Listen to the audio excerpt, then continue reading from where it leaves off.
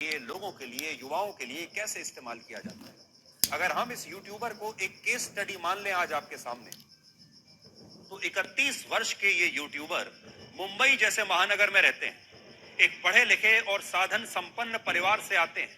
इन्होंने electronic engineering की पढ़ाई की है, इलेक्ट्रॉनिक इंजीनियर है।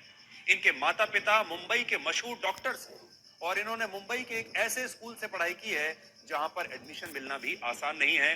बहुत बड़े स्कूल से पढ़कर ये आए। सोचिए, इतने पढ़े लिखे परिवार से आने के बाद भी 31 साल की उम्र में इस यूट्यूबर के दिमाग में इतनी गंदगी आखिर कैसे भर गई।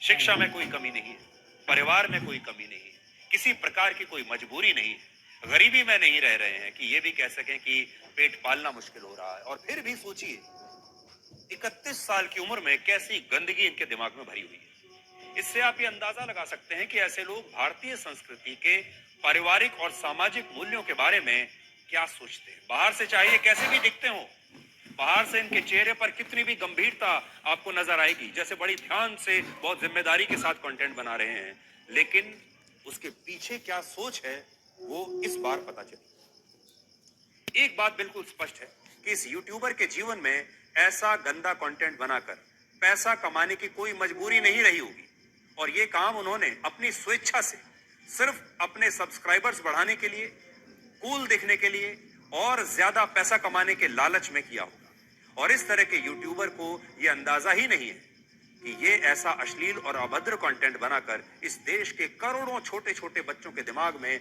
वही गंदगी भर रहे हैं जो इनके दिमाग में है। और ये सब कुछ हो रहा है सब्सक्राइबर्स, व्यूज और पैसे के लिए। अब जरा कल्पना कीजिए कि भारत के जो करोड़ों बच्चे इन यूट्यूबर्स के वीडियोस को देखकर बड़े होंगे और जब वो पारिवारिक रिश्तों को निभाना शुरू करेंगे तो उनकी सोच तब तक कितनी विकृत हो चुकी होगी। भारत के सामने आज सबसे बड़ी चुनौती यह है कि यहाँ घर घर में इंटरनेट और मोबाइल फोन तो पहुंच गया, लेकिन साथ ही इस अश्लीलता की एंट्री भी आपके परिवारों में इस मोबाइल फोन के जरिए हो चुकी है। आपने अपने घर के दरवाजे तो बेशक बंद कर लिए होंगे। जब आप अपने घर में रात को सोते हैं तो आप अपने दरवाजे अंदर से बंद करके ही सोते होंगे, लॉक करके सोते होंगे, ताकि बाहर से कोई चोर अंदर ना आ जाए, सुरक्षा के लिए। लेकिन आपके मोबाइल के फोन के जरिए, इंटरनेट के जरिए ये अश्लील कंटेंट, ये अभद्र कंटेंट आपके सारे दरवाजों को चीरता हुआ आपके घर में पहुंच चुका है। हो सकता है कि आने वाले दिनों में भारत अपने इन्हीं अश्लील कंटेंट क्रिएटर्स की वजह से पूरी दुनिया में जाना जाए और यही अश्लील कंटेंट क्रिएटर्स हमारी अर्थव्यवस्था का एक बड़ा हिस्सा बन जाए, क्योंकि इनके पास नाम होगा, पैसा होगा, शोहरत है, प्रभाव है, बड़े बड़े बंगले, बड़ी बड़ी गाड़ियां इनके पास होंगी, इनके पास शानदार लाइफस्टाइल होगा, ये सब कुछ इनके पास होगा और देश के युवा इन्हें अपना रोल मॉडल मानने लगेंगे। वो सोचेंगे कि हमें इनके जैसा कूल दिखना है, इनके जैसा कूल बनना है। और हमारे देश के बच्चे और युवा शायद ये सोचेंगे कि जब अश्लीलता से ही, जब घटिया कंटेंट बनाकर ही इतना पैसा कमाया जा सकता है, आप मशहूर हो सकते हैं, करोड़ों सब्सक्राइबर्स ले सकते हैं, तो फिर उन्हें पढ़ाई लिखाई करने के लिए, परिश्रम करने के लिए या कोई हुनर हासिल करके संघर्ष करने की आखिर क्या आवश्यकता है। जिंदगी तो इतनी आसान हो जाएगी। आज भारत में लोग प्रतिदिन औसतन 3 घंटे मोबाइल फोन पर रील्स और शॉर्ट वीडियोस देखते हैं और 35 करोड़ लोग हर महीने में कम से कम एक रील इंस्टाग्राम पर अपलोड करते हैं। और इन रील्स बनाने वालों में बड़ी संख्या उन युवा लड़के लड़कियों की है जो ना तो पढ़े लिखे हैं, ना उनके पास कोई हुनर है, ना कोई स्किल है।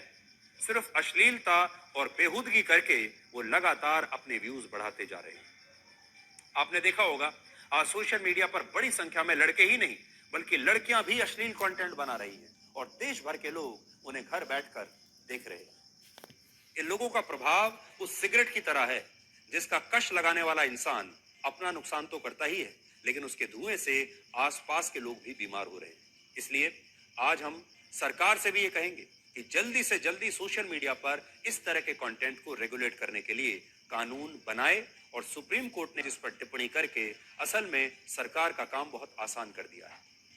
मोदी सरकार इससे पहले भी नवंबर 2023 में सोशल मीडिया को रेगुलेट करने के लिए एक प्रस्ताव लेकर आई थी, लेकिन इस देश के बहुत सारे लोगों ने अभिव्यक्ति की आजादी के नाम पर इतना हंगामा किया कि सरकार को यह प्रस्ताव वापस लेना पड़ा। यूट्यूबर्स आज सरकार की तारीफ करते हैं या विरोध करते हैं, इस विषय से कहीं ज्यादा गंभीर है अश्लील कंटेंट का विषय।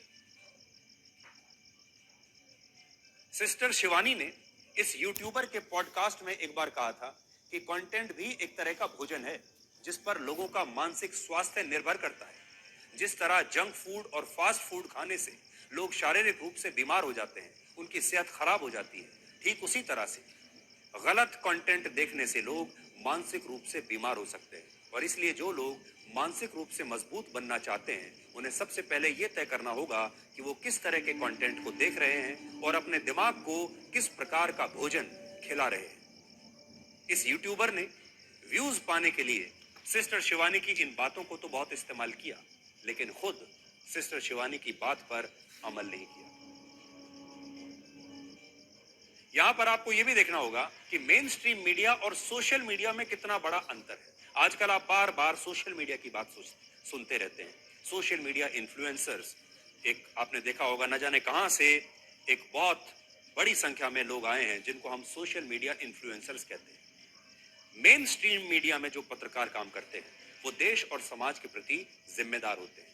जो बड़ी बड़ी कंपनियां हैं, जो जो मीडिया कंपनियां हैं इस देश की, जो अखबार चलाती हैं, बड़े बड़े न्यूज चैनल्स चलाती हैं, वो अपने इंफ्रास्ट्रक्चर में पैसा लगाती हैं, इन्वेस्ट करती हैं, देश भर में रिपोर्टर्स को रखती हैं, बड़े बड़े सीनियर पत्रकारों को रखा जाता है, न्यूज रूम्स बनाए जाते हैं, उसके लिए खबर प्रसारित करने के लिए एक प्रक्रिया बनाई जाती है, सरकार के सभी दिशा निर्देश और कानून उन पर लागू होते हैं और वो बहुत ही जिम्मेदारी से आपके लिए ऐसा कंटेंट बनाते हैं जिसे आप कहीं भी किसी के भी साथ देख सकते हैं।